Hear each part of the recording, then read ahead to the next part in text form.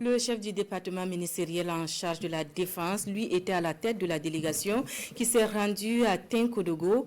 Aux hommes engagés sur les différents théâtres des opérations, le ministre de la Défense a rappelé la nécessité de resserrer les rangs en vue de l'atteinte des objectifs sécuritaires de 2025. Le film de la visite avec Hassan Guébré et Nicolas Sorgo.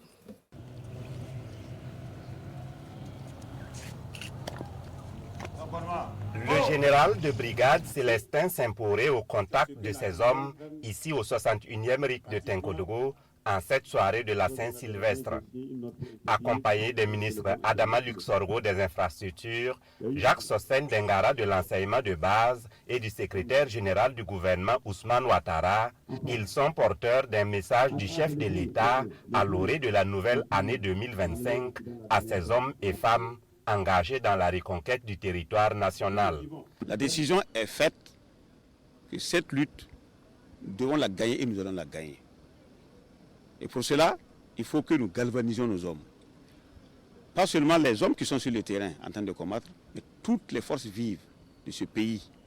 Que chacun s'y mette avec les moyens qui sont les siens. Tu es spirituel, mets-toi dans la prière. Tu es opérateur économique, engage-toi financièrement. Tu es combattant, tu as le physique et la santé pour te mettre dans le combat avec l'arme, mets-toi au combat avec l'arme.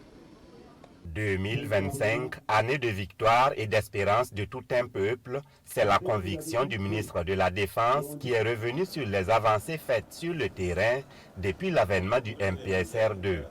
Des victoires enregistrées, des villages réinstallés, mais aussi et surtout l'équipement conséquent de l'armée burkinabé. Peu avant cette étape, la délégation s'est rendue chez le Dima du Zungrantenga à la suite d'une rencontre avec les leaders religieux afin de recueillir leurs prières et bénédictions tout en les invitant à plus d'engagement dans la lutte contre le terrorisme au Burkina Faso.